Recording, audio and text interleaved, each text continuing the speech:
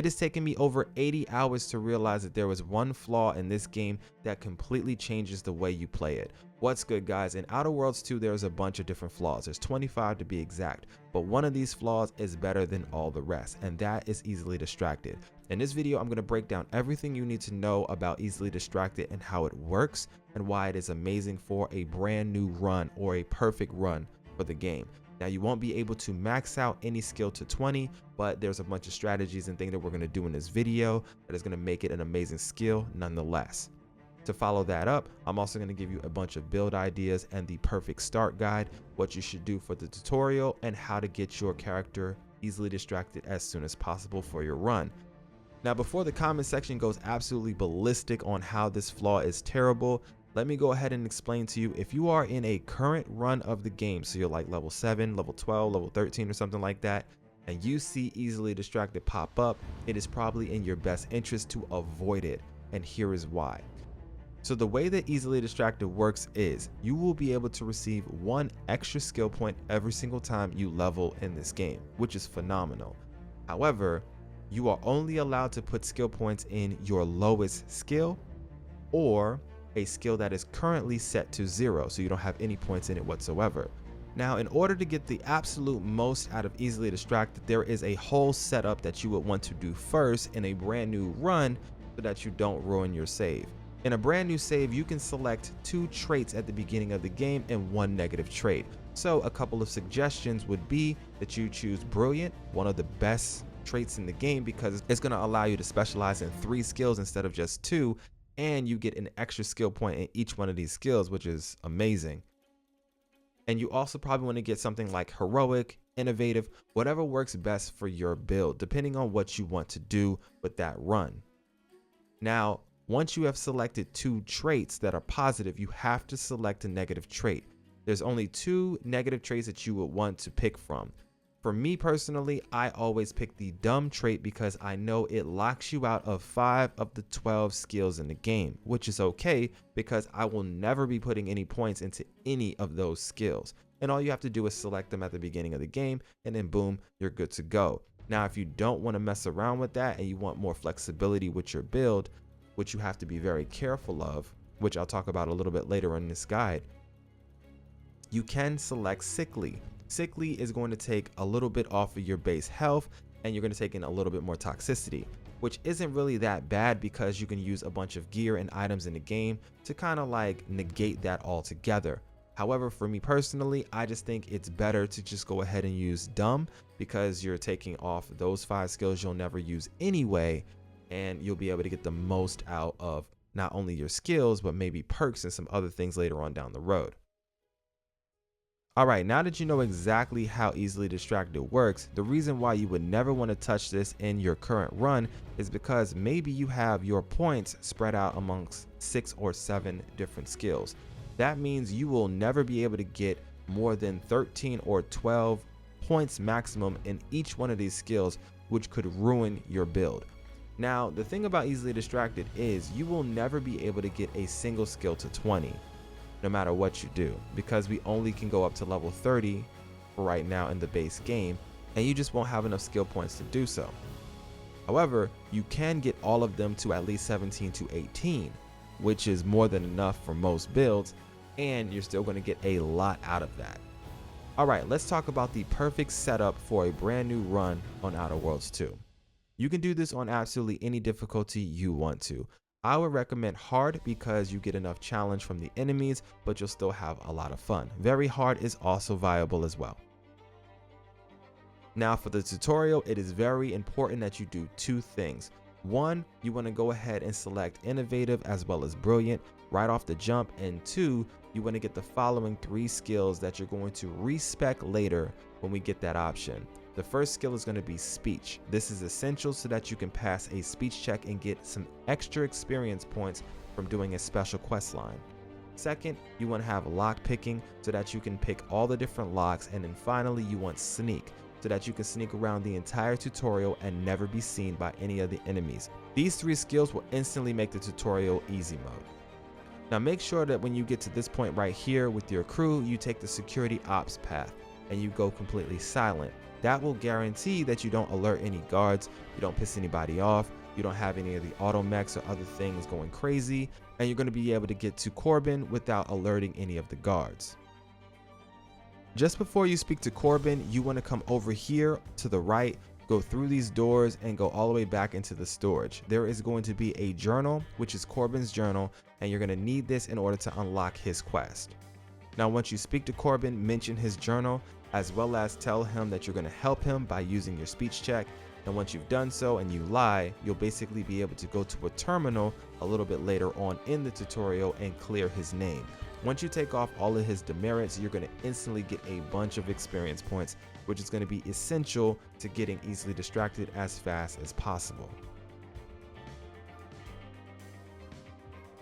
Alright, the next thing that you want to do is, as soon as you finish the entire tutorial, just before you go and you speak to Deveris, you want to save the game.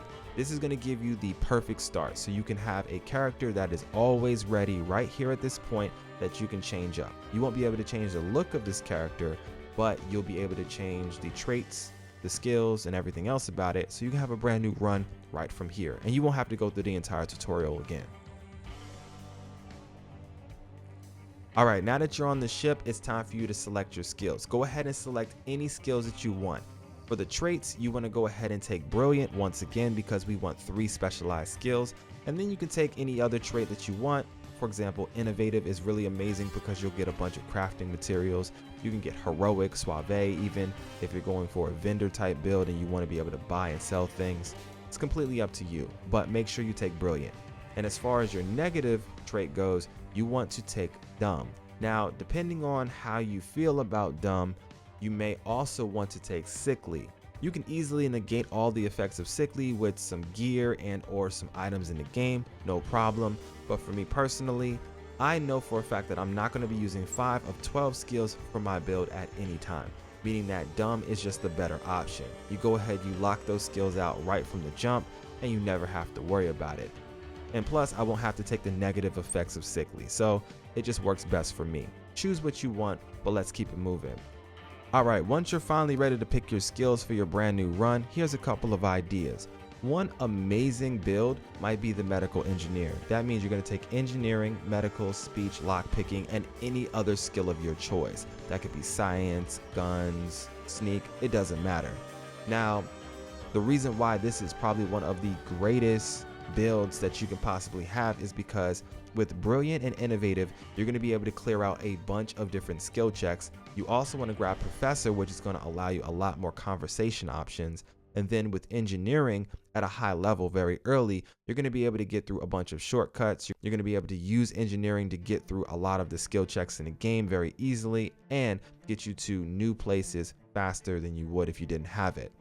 As far as Medical is concerned, Medical has a bunch of utility, as well as there's a couple of quests and things that you can get through early in the game to get you a primer and some other things that make Medical really valid in the beginning of the game. Speech is a given, a no-brainer. If you have speech, you're going to be able to get through most confrontations without even shooting a single bullet, and or you're going to be able to get through most of the skill checks in the game with no problem. Plus, you have amazing prices with the vendors. Lockpicking is also another no-brainer for me personally because I like to break into all these different places and get all the different loot that I need very early without really having to buy anything. Now, the final skill is completely up to you. My suggestion would be Science if you want to do some time dilation, or maybe you want to do a little bit of guns. That could be valid here, or go for Sneak. Some other options you might be interested in might be a Sneak, Guns, Lockpicking, Speech build. You may be interested in a Guns, Melee, Sneak, Explosive, Scientist build. Whatever works for you. Go ahead and pick the skills that you want, but make sure that you don't pick more than 5 for your entire build for the entirety of the game. Now that you selected your 3 skills, you're going to instantly level up to level 2, which is going to give you 2 skill points. At this point, go ahead and just slam those into whatever you want for your build. For me personally, I usually always go into 3 engineering and 3 speech. That means I can clear all the speech checks in the beginning of Fairfield, which is the opening part of the game. Now, as soon as you hit level 3 and level 4, you will start spreading your points out to 2 other skills of your choice. It doesn't matter which, but as soon as you do so, you're going to instantly unlock Easily Distracted. Once you've unlocked it, congratulations, you're good to go. You will officially be able to get 1 extra skill point every single time you level, and now you're going to be able to level up more skills a little bit faster than before. Now, if you want to watch exactly how I do this in my perfect run for an Easily Distracted build, don't worry, I got you covered. I'm going to be editing that video and posting a link to that in the description below once that video is complete. Now, let's talk about why you would want to do this at all. Easily Distracted is going to give you that extra skill point, which is going to allow you to get up to 17 to 18 points in different skills, which is pretty amazing. You won't be able to max anything out to 20, but for majority of the builds out there, you're probably not trying to get 20 anyway unless you're going for a specific skill check. There's a couple of skill checks that I can think off the top of my head that can basically getting you out of a fighting situation and or change the way certain outcomes happen. But at the end of the day, if that matters to you, then you don't want to get this skill at all anyways. For me personally, a lot of the different builds that I end up going for in this game, I'm already putting skill points into 5 different skills regardless. And because I have those 5 different skills in those different areas, it's just so much better for me to have Innovative, Brilliant, Professor, and then my 5 skills for that run to make sure that I'm getting the most out of everything I want to do with that build. I mean, if you want to be a little bit more versatile, of course, ignore this completely and do what you want. This game is here to be played however you want. It's an RPG, and at the end of the day, we just want to have a good time. But I hope this video was informative and it helped you understand exactly how Easily Distracted can be one of the greatest flaws, if not the best flaw in the game. That's going to be all for today's video. If you liked it, go ahead and smash that like button for me. Consider subbing to the channel so that you don't miss out on any more tips, tricks, guides, and everything else you need for Outer Worlds 2. I got you covered. Like I said before, I will be dropping the full-blown run of me having a perfect start with Easily Distracted coming real soon on the channel. I'll leave a link to that. But for now, it's your boy MSensei HD, and I'm out of here.